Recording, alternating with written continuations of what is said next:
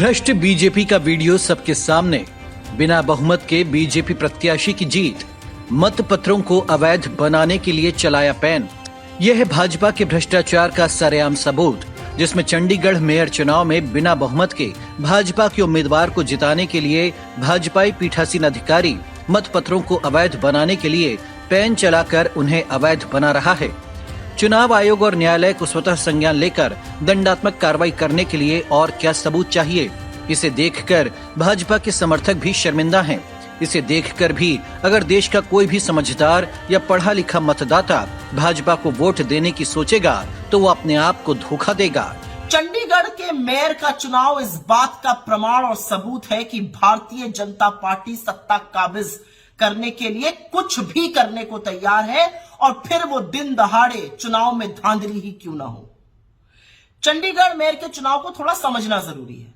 आम आदमी पार्टी और कांग्रेस ये चुनाव मिलकर लड़ रही थी। हमारे साझा उम्मीदवार कुलदीप सिंह थे, भारतीय जनता पार्टी के उम्मीदवार मनोज सोनकर थे।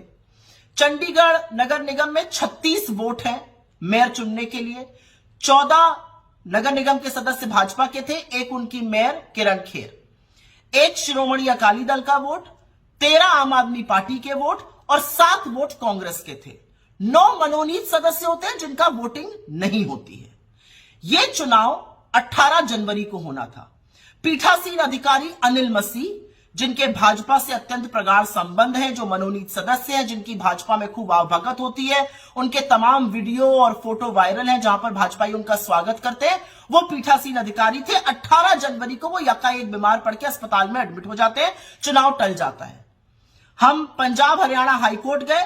पंजाब हरियाणा हाईकोर्ट ने यूनियन टेरिटरी के प्रशासन को निर्देशित किया कि चुनाव 6 फरवरी को नहीं 30 जनवरी को होगा। चुनाव हुआ।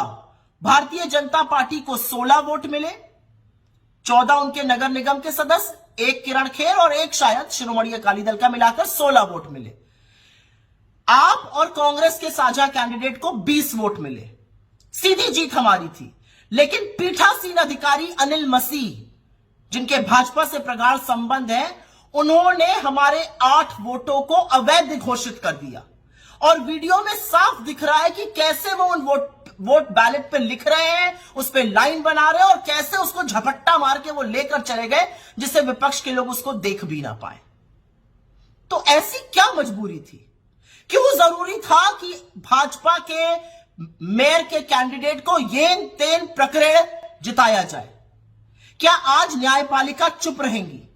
और कहां है वो मीडिया की मंडली जो लोकतंत्र खतरे में है पर नाक मुंह भूस कोड़ते हैं और कहते हैं ऐसा आप लोग क्यों कहते हैं? वो क्यों आंखें तरीरते हैं? क्या आप इस पर एक शो भी करिएगा कि दिन दहाड़े 8 वोटों को अवैध घोषित किया जाता है, उस पर लिखा जाता है, उसके साथ खिलवाड़ किया जा रहा है, ये कैमरे में कैद है। क्या आप इस पर एक भी शो करने को तैयार हैं? और मैं आशा करती हूं कि इस देश की न्यायपालिका सुप्त नहीं रहेगी, इस पर एक्शन लेगी, क्योंकि असलियत यह है कि अगर यह होने दिया गया तो इस देश का लोकतंत्र खत्म हो चुका है। इस देश में चुनावों का कोई मतलब नहीं है। इस देश में मताधिकार का कोई मतलब नहीं है।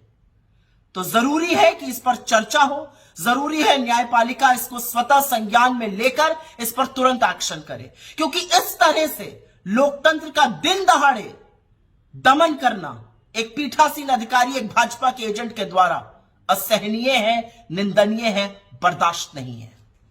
समर्थन करने का मतलब न खुद को ठगना होता है और न सब जानते समझते हुए खुद को लुटने देना।